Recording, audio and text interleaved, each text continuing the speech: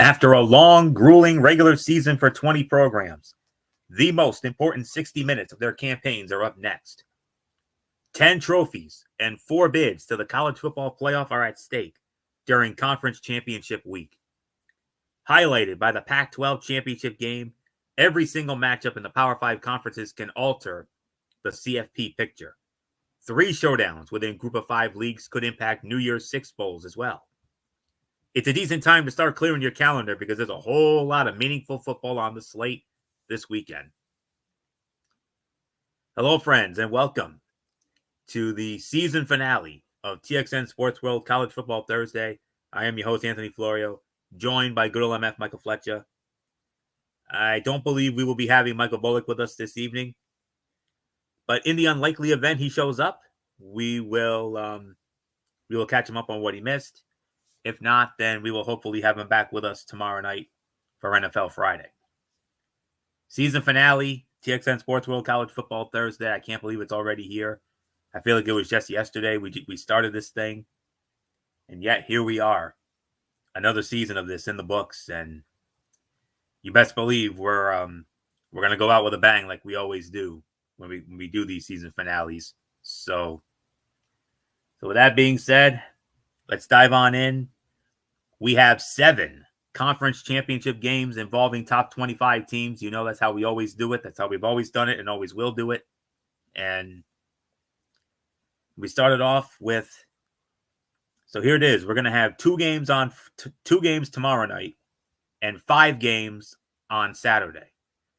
So we'll start it off with the first of the 2 games that you will see tomorrow night. Tomorrow night, 7 p.m., over on the CBS Sports Network, it will be the Conference USA Championship game featuring the number 24 Liberty Flames at home against the New Mexico State Aggies, Williams Stadium, Lynchburg, Virginia. And like I said, you can find this game over on the CBS Sports Network. Rich Waltz, Aaron Taylor, and Amanda Guerra will have the call. Liberty opening up as an 11.5-point favorite. So with all that said, let's dive on in. Liberty is the only ranked G5 team other than Tulane. So the Flames are suddenly huge SMU fans, but they need to handle a surging New Mexico State roster that recently upset Auburn and is riding an 8-game winning streak. Liberty's run-first offense has been so overwhelming that it's been so overwhelming at home. It's been so overwhelming, though, that a loss at home, especially with a possible New Year's Six Bowl invite on the line, would be stunning. I'm going with Liberty to win the Conference USA Championship. My final score, I say they'll put it away with a late score. I'm going to say 36-24. Liberty defeats New Mexico. Liberty wins the Conference USA Championship. And who knows? Maybe, just maybe, they find their way into a New Year's Six Bowl. Could be. We'll see. So, not much more to say here. Good old MF Michael Fletcher, come on in. Conference USA Championship tomorrow night. Number 24, Liberty, hosting New Mexico. A win for Liberty. They win the Conference USA. And who knows? Could there be a possible New Year's Six berth on the line here? Remember the rules that I said, and I've actually made the argument about this going in, is that in order for you to be the non-Power 5 conference representative, you need to be in the top 15 and you need to be a conference champion in order to do that. Liberty does match the criteria of everything that is going. However, there is another team out there that actually could also get a non-Power 5 conference representative spot, and that's the Tulane Green Wave. We'll talk about them because they have a conference championship game later on. But I do believe that Liberty should get the job done. They are at home, like you said, Anthony, and I do believe that they should be able to win this game and win the conference. Now, as far as New Year's Six goes, we don't know how that's going to play out. We're going to have to hold out hope and pray that they do get it, but there's no pure definitive answer yet. Obviously, you got to wait for Tulane to see what they do, but this would put them in a very, very good spot if they do win this game. So nothing more to say, Anthony. It's back to you. MF, are you ready for the main event of Conference Championship Week? The game. Here we go. This is the big one right here. With all due respect to the other matchups, we got some other good matchups here. Don't get us wrong, but if we're gonna go by rankings and implications, this is, in my honest opinion, this is the game of the week for me right here. Tomorrow night, 8 p.m. Eastern on ABC, the Pac-12 championship game. The number 3 Washington Huskies as the designated home team squaring off against the number 5 Oregon Ducks from the home of Super Bowl 58 in a couple months' time, Allegiant Stadium, Las Vegas, Nevada, the home of the Vegas Raiders, of course. And, of course, there's only one crew who can handle a game of this magnitude. Chris Fowler, Kirk Herbstreit, Holly Rowe, they will have it. And Oregon opening up as a 10-point favorite. MF, these conference, we know these conference championship games. There are some that do have big time implications, but with all due respect to the other games here, I don't think there's any other game on this slate that has more high stakes and more implications than this game right here. I'm going to be honest with you. You talked about Ohio State and Michigan as an unofficial playoff game last week. Here's another unofficial playoff game. I'm gonna say it right now. Whoever wins is in. The loser, well, you're gonna be doing a lot of praying come Sunday afternoon. Yeah, absolutely, no doubt about it. And remember the first game, Oregon lost it at the very end. They had a moment where they could have won it, and they lost it at the end on a failure 4th down attempt where they were driving. They got close, but at the end, Washington was able to get out at home and got a massive win. And that was the defining moment for their season. Well, now, if you're Oregon, you're thinking, we let one get away. Now we repay. This is the game where if they win it, not only do they get the win, not only do they get the biggest win of their season, they open the door for themselves that they could possibly be playing in the Final Four. And that's the ultimate dream. Getting to the Final Four. Oregon can do it. Oregon can do it. Washington can do it. Out of all the games this week, this is the one that the entire football world is watching because something's going to have to give. If Oregon wins, they're going to the Final Four because they're ranked number 5.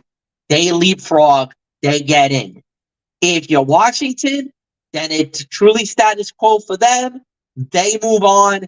They're playing for the title. And that's the mere fact, is that only one of these teams is going to get there at the end. It's just who's it going to be. I've been looking up and down and everything else.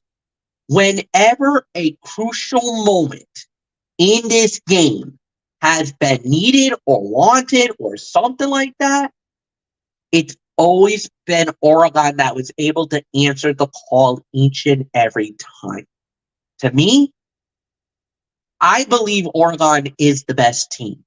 I believe, honestly, that they are better than the experts have them. Yeah, they had that one hiccup. That one hiccup against Washington. Washington's been up and down, and they've been very inconsistent lately. Oregon's been nothing but a buzzsaw. They went up against Colorado when Colorado was the hottest thing in college football and crushed them. They went up against USC when USC was the hottest thing out there. They knocked them off. They went up against Utah, where a lot of people think that Utah was going to hang with them. Utah had no chance. And you don't think for 1 second that Bo Nix and Dan Landy and them boys from Eugene has not thought of that game back in Washington where they got their hearts ripped out? No. They know what happened. They know they let one get away. They're not going to let this happen a second time. To me, honestly, it's a foregone conclusion. Winners of the Pac-12 championship, and I truly believe the team that will be representing the Pac-12 in the Final Four in the college football playoff, the Oregon Ducks. Let chaos reign now. Oregon wins. They're representing the Pac-12, and I honestly believe we'll get a Final Four spot. Florio, it's yours. Like I said, winner's in, loser, well, you're going to be praying for help. That's all there is to say. So, oh man, game of the week right here, no question. The Oregon Ducks and Washington Huskies have high expectations to live up to in the Pac-12 championship game. The pair of top 5 programs produced arguably the best game of the regular season on October 14. Washington won that game by 3 points, but it is not projected to win the rematch in Las Vegas tomorrow night. Oregon is one of the largest favorites this week, a number that reflects just how well the Ducks played since they left Seattle. The Ducks carry the Heisman Trophy favorite on their roster in Bo Nix and have one of the more informed defenses in the country. Washington still has a path to victory, but it may find the task harder than it was earlier in the season. A lot of college football fans may want Oregon and Washington to replicate the 36-33 showdown in Seattle. I know I do. However, tomorrow night's Pac-12 championship game may be dictated more by defense.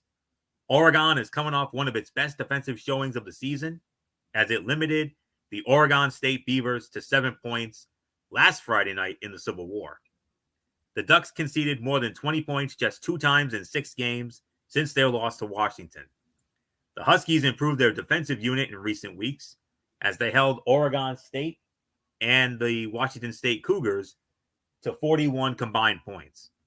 Washington allowed 28 or more points in 4 of 5 games before its defense made a turn for the better. Each defense will be challenged by Heisman Trophy contenders in Oregon's Bo Nix and Washington's Michael Penix Jr. But the good news for both sides is they are familiar with the tendencies of both quarterbacks.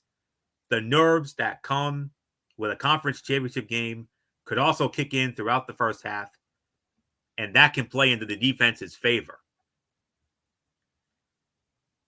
So, with all that being said, for basically 8 straight weeks, Washington has done enough. It's both a dangerous way to live and very impressive to keep winning close games. And the latter point should not be undervalued.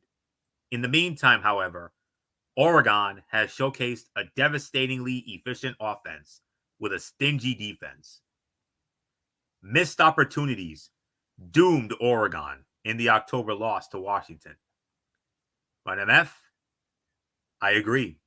The rematch goes to the Ducks, and quarterback Bo Nix locks up the Heisman Trophy.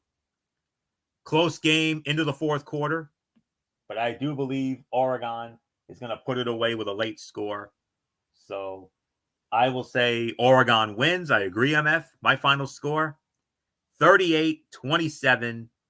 Oregon gets their revenge. They defeat Washington, wins the Pac-12, and will clinch a spot in the college football playoff come Sunday afternoon when we do that big special. And we have a big announcement about that coming up at the end of the show. Wait till you hear what we got in store for you. So anyways, that is that. So we move on to the Saturday slate of championship games.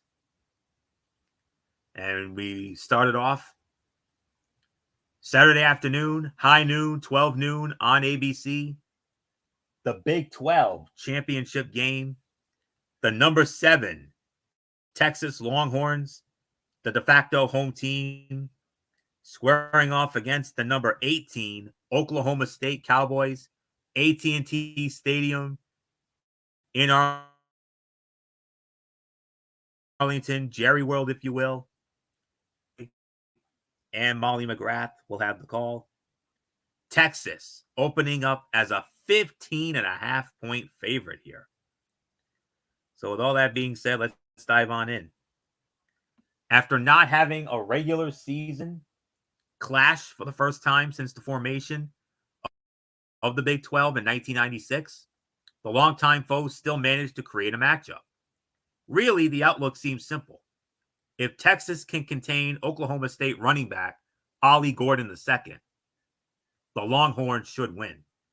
Given that Texas is 5th nationally at 2.9 yards allowed per carry, there's a good chance, despite Gordon's immense talent, that it happens.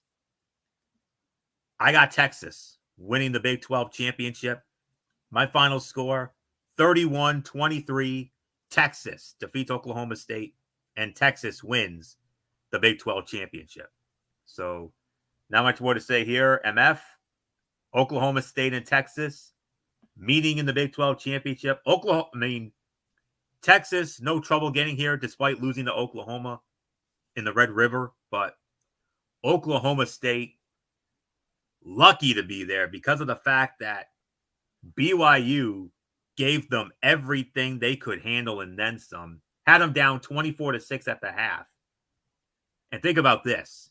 And I said this to you and Bullock and our dear friend Brian Keenan during our boys' night out this past Sunday. Had Oklahoma State lost that game, we would have had a Red River Big 12 championship. That close. Yeah. But nonetheless, it's Oklahoma State and Texas Big 12 championship in Jerry World. Kicking off the Saturday slate of title games. Your thoughts? Yeah, and this is going to be a good matchup. This is going to be a good game. There's no doubt about it. But I'm with you, Anthony. I feel like Texas is poised for a big moment. And whatever the case may be, however we feel about the situation, I believe it is going to go in the way of that. So, yeah, I believe it will be Texas winning the title. And, there's really nothing more for me to add. So, Anthony, it's yours. All right, here we go. We have 2 4:00 games, 2 4:00 title games. And we started off, of course, with the number 2 game of the week, the SEC championship game. The number 1 team in all the land, your reigning, defending, undisputed, back-to-back college football playoff national champions, the Maine and Georgia Bulldogs, squaring off against the number 8 Alabama Crimson Tide. It's the end of an era. This will be the final SEC on CBS game because, as we all know, the SEC will be moving to ABC and ESPN next season, and CBS in return will get the Big Ten, the new and improved Big Ten. So it's the SEC on CBS. Of course, for one last time, you know who it's going to be as always. Brad Nessler, Gary Danielson, Jenny Dell from Mercedes-Benz Stadium in Atlanta. So there is not anything else left to say here. MF, SEC championship, the end of an era, the final SEC on CBS game before the big move next year. And what a way to go out. Number 1 Georgia, number 8 Alabama in Atlanta, SEC championship. Georgia will be fine either way, but what about Bama? They need this. If they realistically want a shot to play for the national championship and to go all the way, they have to win this game. There is no ifs, there is no buts, there's no doubt about it. Georgia loses, it's going to hurt, but with the body of work and with everything going on, the only way they get denied and do not make the playoff is virtually something would have to go wrong. Like, it would have to be such a big deal that they would have to like, something would have to go crazy in order for them not to get into the college football playoff. If you're Georgia, if you're Alabama, this is a monster moment. They have to win more than anything else. But this is one of those type of games where and I'm gonna honestly say this, if Alabama wins, there's an outside shot that we could get two SEC teams in the Final Four. You never know, because Georgia being there, they probably lose their number one ranking. But would that open the door for Alabama to get through? But again, now here comes the drama. Here comes the problem. Texas beat Alabama earlier this year. And Texas would be the Big 12 champion. The Big 12 champion. If Bama wins, their only had that one loss was Texas. They're the SEC champ. Who do you pick if it comes down to them two? This is where the committee might have a major problem on their hand if Alabama wins. If Bama wins, we got chaos. Like, you want to talk about absolute mayhem? This would probably be it. There would be no ands, no buts about it, because at that point, you got two deserving teams with one losses, conference champion. It would be an absolute cluster bleep of epic proportions. It probably would make our job a lot more difficult on Sunday afternoon, who to decide to get the spot at that point.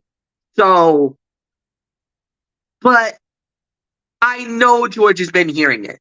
And I know a lot of people have been like, oh, Alabama's getting there. Alabama's better. You don't want to see Alabama in the playoffs. You don't want them there. Georgia is going to slam the door on Bama. I'm sorry. I think that's what's going to happen. Bama has looked a lot better than they did earlier in the year. They look a lot better than they have earlier in the year. Now they're starting to look like the Alabama of old. Now they're starting to look like that next victim of Alabama. Georgia, there's been a few games this year where, yes, they've won, but they haven't been dominating. They haven't been that Georgia machine that we've been seeing for the last couple of years, where they are truly the undisputed national champions. I think Georgia knows what's at stake, and I know Georgia feels like, we do not want Bama in the playoff. Let's shut them out. Let's leave them behind. Bama does not get the job done. Georgia will rise up in their own house, because this is technically a Georgia home game, even though Alabama is designated as home team in this final. It will be the Georgia Bulldogs once again defending their turf of Mercedes-Benz Stadium in Atlanta and capturing the SEC crown, preventing Alabama to get into the playoff. And that'll be one less team that we're going to have to worry about when it comes to the Final Four. I think Bama will get New Year's 6, but they will not be playing in the Final Four. So I got Georgia winning. Anthony, it's yours. Whether or not Georgia contains Jalen Milroe as a runner may shape this result. Alabama's quarterback has thrown for a stellar 10.6 yards per attempt, so his passing ability should not be discounted. However, the excellence of Georgia's secondary will likely force Milroe into plenty of scrambling moments, and his elusiveness has been vital for Bama recently. Georgia limits his impact and returns to the college football playoff. Made in Georgia wins it. I think it'll be close going into the fourth quarter, but I can see Georgia putting it away with a late score. So I got Georgia winning. My final score, 34-24. Made in Georgia defeats Alabama in what should be an amazing SEC championship game. Next up, the other 4 o'clock game. It is the American Athletic Conference Championship game. 4 p.m. Eastern on ABC. The number 22 Tulane Green Wave at home at Yulman Stadium in New Orleans, and they'll be hosting the Mustangs of SMU. You can find this game over on ABC. And on the call for that game will be Roy Philpott, Roddy Jones, and Taylor McGregor. And just bear with me for a moment. Okay, yep, Taylor McGregor. And Tulane opening up as only a 3.5-point favorite. So let's dive on into this one. It's a downright shame that quarterback Preston Stone with a broken leg is now unavailable for SMU, which has been sizzling for the last 2 months and notched 8 straight wins. Redshirt freshman Kevin Jennings is the next man up. And we've seen backup quarterbacks work miracles in the past. But I can't pick against Tulane at home, opposite a first-time starter. It's going to be a close game, but I think Tulane's going to eke it out here. I got Tulane winning the American Athletic Conference Championship. 26-20, Tulane outlasts SMU in the AAC title games. So give me Tulane in this one. 26-20. MF, your thoughts as number 22 Tulane hosting SMU for the AAC title? Yes, and I agree with you, Anthony. I think Tulane is going to win this game as well. At the end of the day, I think it's going to be a very interesting matchup, and I think it's going to be enjoyable for the most part. But I do believe Tulane is the better team, and I do believe they'll get the job done. So give me Tulane to win it. Anthony, next game. We got 2 left, and MF, here you go. We're into the two championship games that will be taking place at 8 p.m. on Saturday night. And the next one up, well, MF, it's only fitting you started off because this is. I know you'll be interested in all these games for the most part, but out of all the games this week, I know this is the game that both you and Michael Bullock will have the most vested interest in. The Big Ten championship game. The number 2 Michigan Wolverines squaring off against the number 16 Iowa Hawkeyes, Lucas Oil Stadium, Indianapolis, Indiana. Games on Fox. You already know who's working this as always. Gus Johnson, Joel Klatt, and the All-American girl Jenny Taft. And Michigan is the largest favorite of any conference championship game this week. They are the largest favorites, according to my spread. Michigan opening up as a 22.5-point favorite. Yep. MF, here we go. Big Ten championship. Your number 2 Michigan Wolverines squaring off against the number 16 Iowa Hawkeyes. Michigan, what a season it has been for Michigan. Without Jim Harbaugh for 6 games? He served 2 separate 3-game suspensions. He served a 3-game suspension to start the season, and then had to serve another 3-game suspension because of all this science-stealing BS, mumbo-jumbo, and what have you.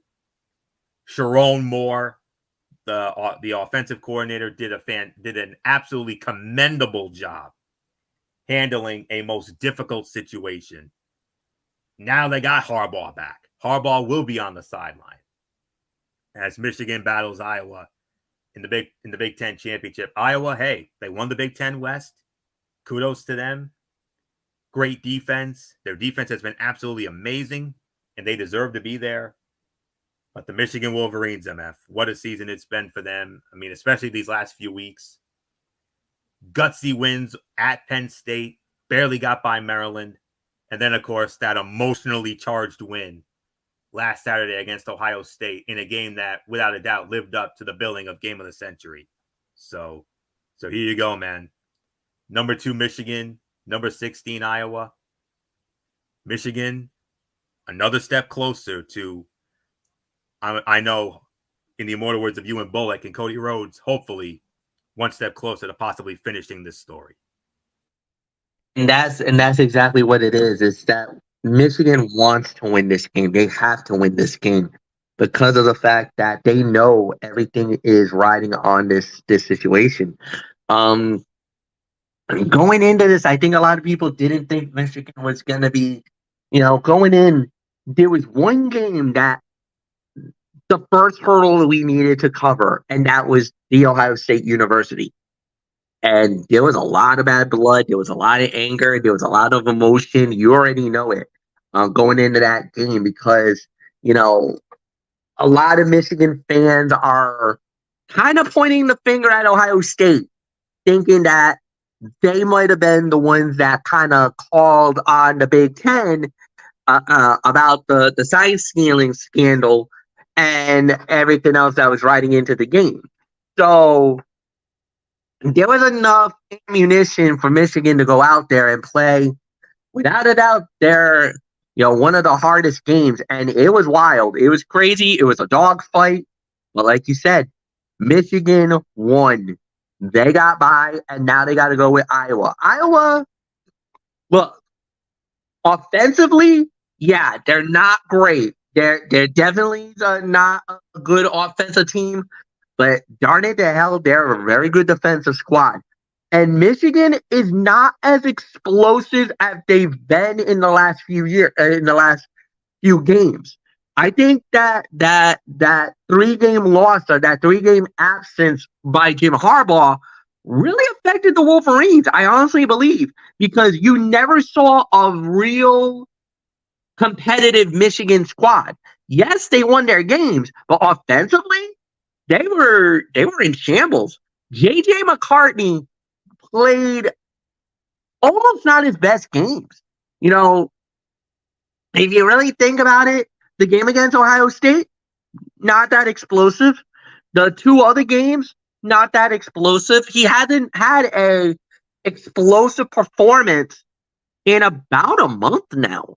And even though Michigan's been winning because they've been relying on Blake Corum, they've been relying on the Don, the Vadeon Johnson. They've been relying on that defense. They've been relying on all those different elements of Michigan. The defense have been top notch. They've always been top notch. You can even admit in the years that they've been making the run towards the college football playoff, their defense has been one of the reasons why Michigan has been one of the best teams in college football.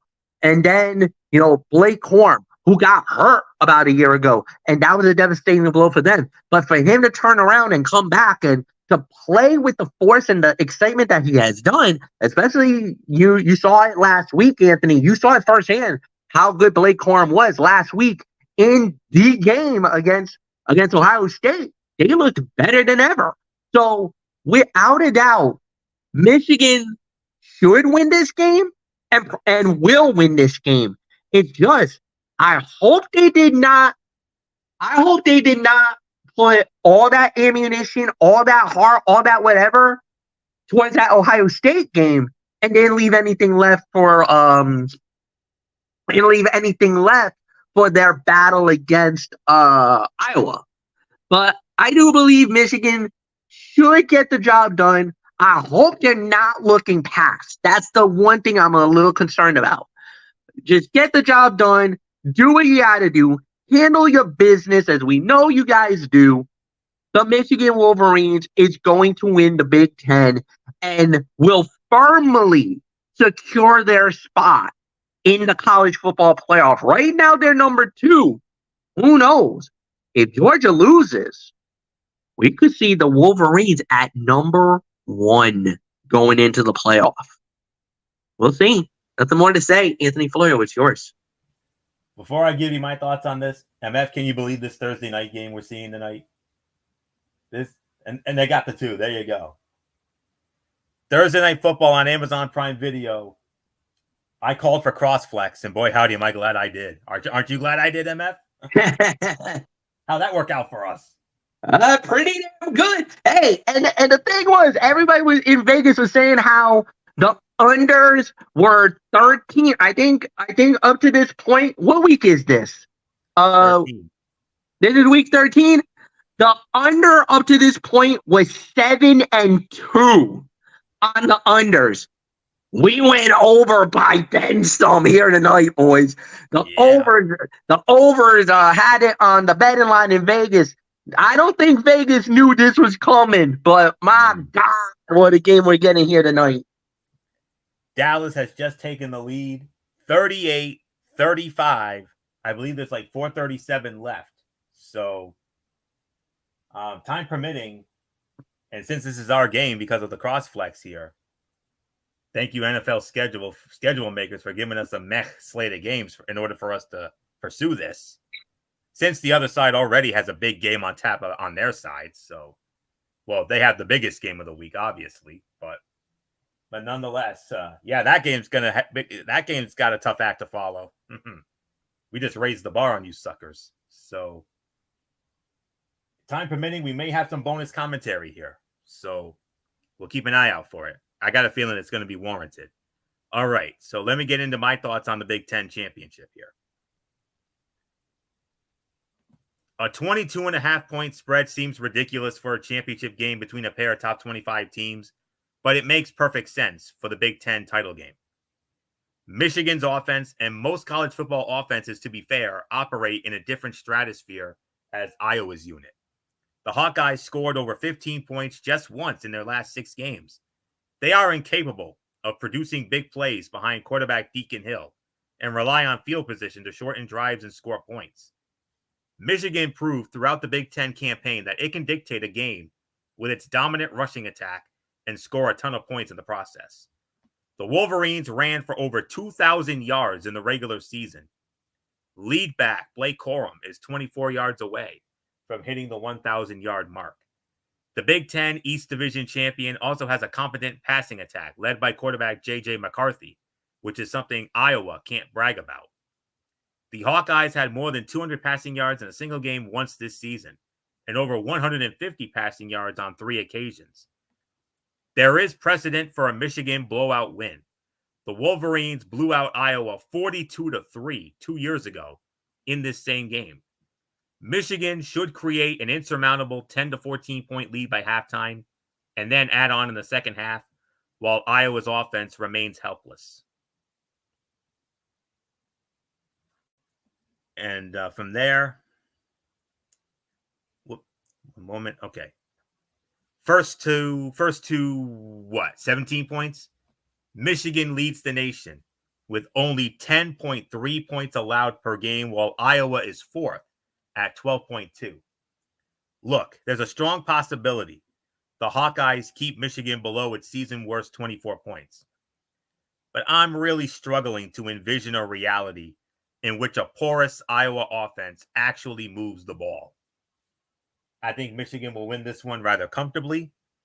27-7, the Michigan Wolverines win their 3rd straight Big Ten championship and knock off the Iowa Hawkeyes.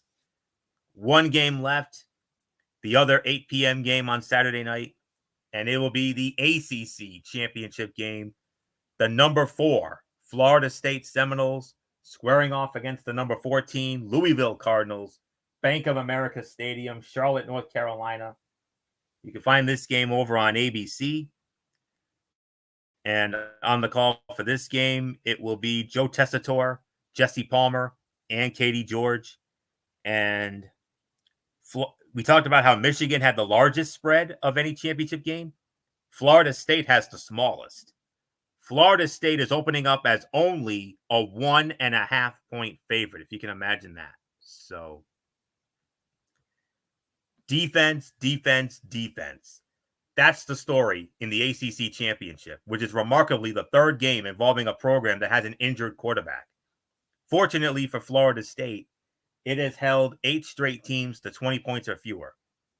one final time, the Noles will survive and punch a ticket to the college football playoff. Close game, but I got Florida State eking it out here. 23-19, Florida State defeats Louisville, wins the ACC championship, and makes it back to the college football playoff for the first time in quite a few years. So give me Florida State to win 23-19. So MF, Louisville spirits dampened after they ended up losing at home to Kentucky in their season finale. Whereas Florida State, they've now began life after Jordan Travis. Jordan Travis, of course, suffering a season-ending leg injury. So something's got to give in this one. So MF, your thoughts? Number 4, Florida State, squaring off against number 14, Louisville, ACC championship game in Charlotte, Saturday night on ABC. Oh, we got a 4th and 4 here. Hold on. Seattle going for it on 4th and 4. Smith back to throw. He throws it up, and it is almost intercepted by DaRon Bland, but it does not matter. The Cowboys will get the ball back. 3:11 to go. Holding on to a 38-35 lead. Seattle only has 2 timeouts. Really 3 if you count the 2-minute warning. But Geno Smith, he lobbed it. And DaRon Bland almost had another interception on the night here. Nowhere close. And it was Jackson Smith and Jigba who was the intended receiver. But Geno overthrew it, and DaRon Bland almost had another interception. He already has one on the night. It was not a pick six. It was a basic interception. But nonetheless, the Dallas Cowboys take over on offense with 3:11 to go, up 38-35. So keep an eye on that. So with that being said, MF, come on in if you're ready. The ACC championship game to close out another season of TXN Sports World College Football Thursday.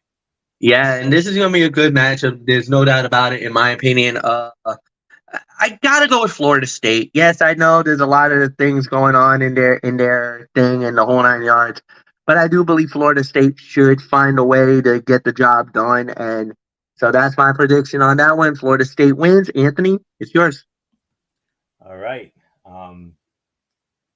So with that, that will indeed put the bow on another season of TXN Sports World College Football Thursday. We want to thank you all so very much for tuning in all season long. Oh, and Dallas now looking to put the dagger down here. They got just about a red zone alert, a big play by CeeDee Lamb. So I think they're going to take it to the 2-minute warning. So they get a score here. It's pretty much end game for Seattle. So so that's all I can say there. All right. I can't believe it's already here. I mean, it's been another wonderful season of College Football Thursday. And on behalf of MF, Michael Bullock, and myself, we want to take this moment to thank you all so very much for tuning in each and every week, although we did miss a week because of commitments and other things beyond our control. But at least we were here all but one of those weeks. And we thank you for your continued support. And we very much appreciate it, as always. And we love doing these shows. And it's sad another season has come to an end, but we can't wait to do it again next year for what will be I believe it's our 10th anniversary, because I think it was in 2014 we started this show. So I believe next year will be the 10th anniversary of our college football show. It used to be College Football Friday, and then it became College Football Thursday. And we want to thank you all so very much for your continued love and support that you have shown us all these years. And we love doing these shows, and we look forward to another great season next year. But the college football fun does not stop there. I'll explain in a minute as part of our future content. So we will be back with you tomorrow night, right back here, Tone 25, 10 p.m. Eastern, for the Week 13 edition of TXN Sports World NFL Friday.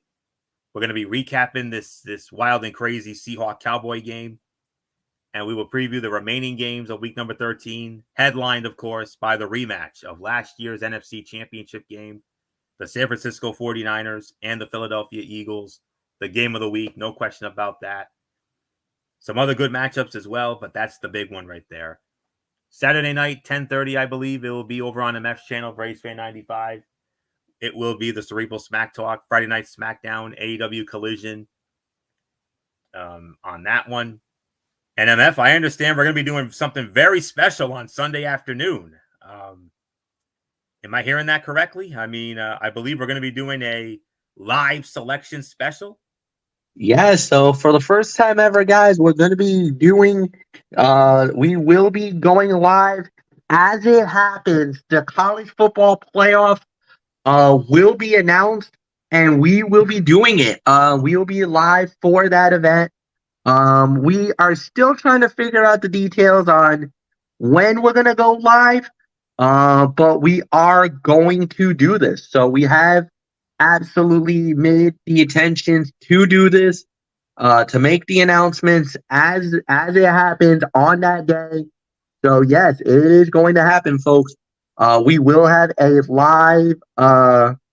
We will be doing this live, so we'll figure it out when we get there. But yeah, so we're so excited to do this, and we are doing it live. So nothing more to say, guys.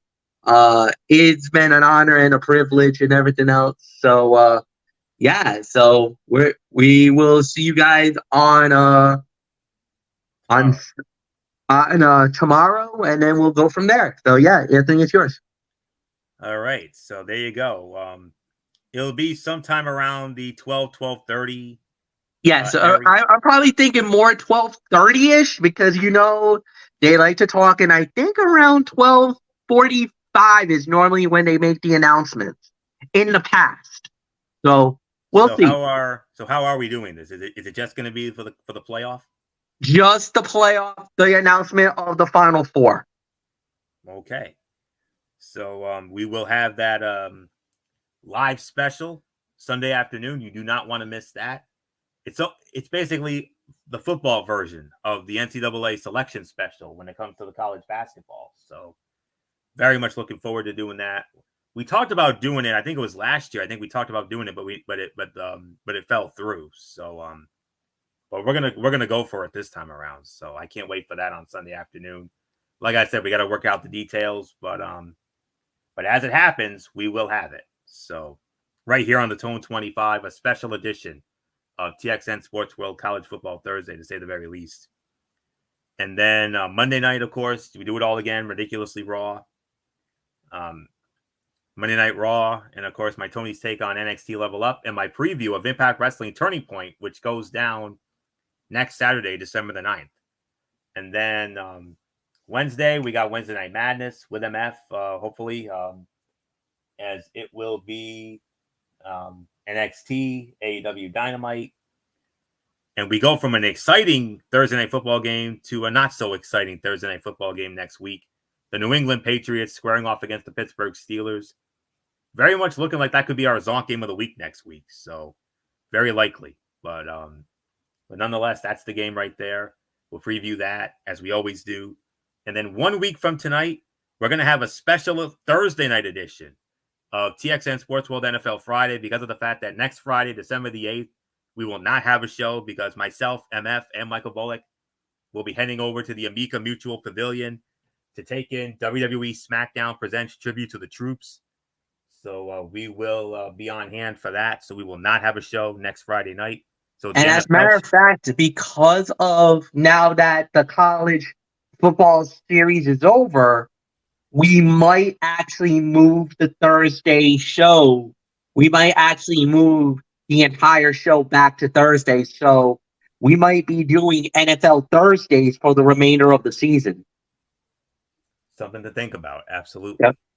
I know we'll probably have a little chat about that in just a moment, but nonetheless, okay. Dallas is going for a field goal, so Seattle's not quite out of this thing yet. 146 remaining, 32-yard field goal attempt. Brandon Aubrey coming in, and